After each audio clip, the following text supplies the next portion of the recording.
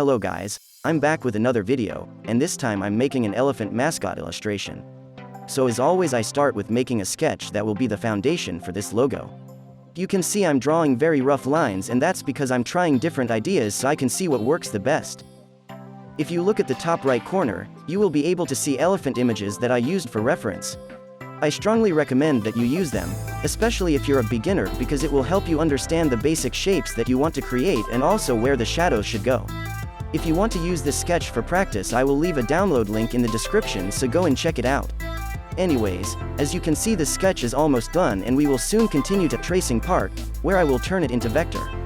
In the meantime, you can pause this video and try to draw it yourself.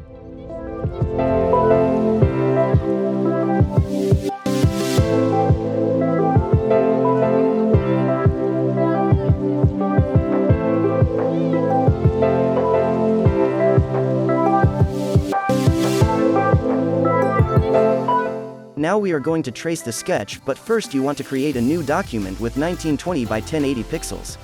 Next, you want to place the sketch we just made on your artboard. Shortcut for that is Shift-Control-P. Then just select the image and drag it all the way across the artboard. When you're happy with size of the sketch you just placed, go to Properties panel and reduce the opacity to around 25%. Also, you want to place a guideline in the middle of your sketch, and you can do that by dragging from the left side with rulers activated. Add another layer and lock the one with the sketch and guideline in it so you don't move it on accident. Then activate Pen tool with stroke selected and increase stroke size to about 3 pixels so it's more visible. Now we can finally start outlining our sketch, and although there are a few different ways that you can do this, I like to use Pen tool because it allows me to trace it more precisely. I'm not saying this is the best method, but it's the one I got used to. You will notice that I'm not tracing the sketch all around, and that's because I want to outline the symmetrical part first so I can reflect it on the other side.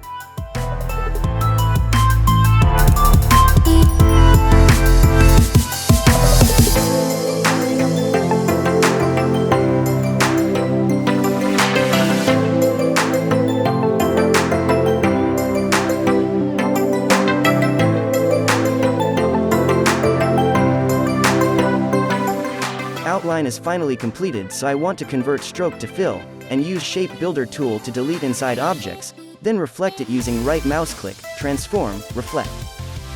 I just have to trace this little part of the sketch at the bottom, and we can go on to adding some color and shadows.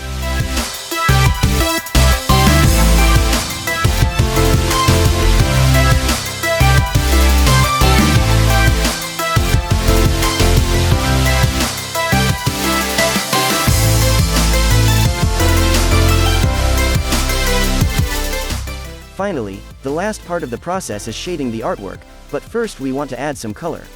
I used light gray color for face, and white for tusks and eyes. Colors can be easily changed later on, but for now I'm going to leave it this way. For the shadows, you want to create another layer between the outline and base color.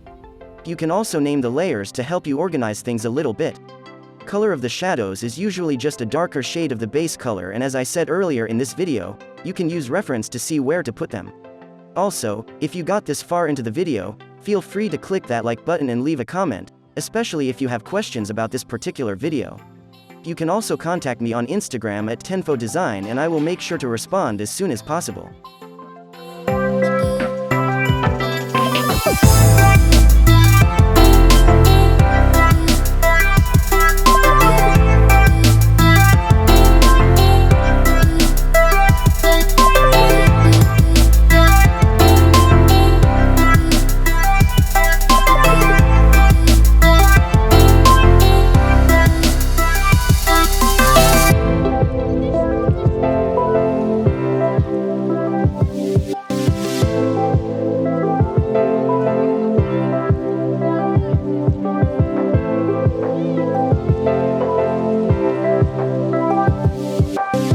You can notice that by adding the shadows, illustration already looks very different. It really makes it look like three-dimensional object in space that has depth. I changed my mind about the eye color, and I wanted to try something that pops a little bit from the rest of the illustration. You should always experiment with color to find the perfect combination, because these small details really make a huge difference in the end. I will just add few more shadows to eyes and tusks, and I think that shading part of the process is done. When you're happy with shadows that you made, you can go ahead and reflect them to the other side. And you can do that with right mouse click, transform, reflect. Also, you want to delete the extra part of the shadows at the bottom, and you can do that with eraser tool, Shift plus letter E is the shortcut. I also like to add highlights to the artwork to make it even more detailed. And highlights are basically just a lighter shade of the base color. Now we are moving to final part of this video, which is adding a text on top of this logo, so let's start by creating a new layer on top. I used a font called Long Shot, and I also made some adjustments to it by applying Arc Effect. To make the text looks cut out like this, you want to duplicate the text layer that we just created and add stroke to one of them. When you're happy with the stroke size, just expand it, select both text layers and delete inside objects with Shape Builder tool. Now just repeat the same process that we did for the logo, which is adding base color and shadows. You can also add some details, for example I made a text look like 3-dimensional box. So there you go, we just made an elephant mascot logo from scratch. I hope you like how it turned out. Also, if you have any question you can always ask me in the comments and I will help you out. So anyway, this would be it for this video. Feel free to click the like button and subscribe if you want to see more content like this. Bye.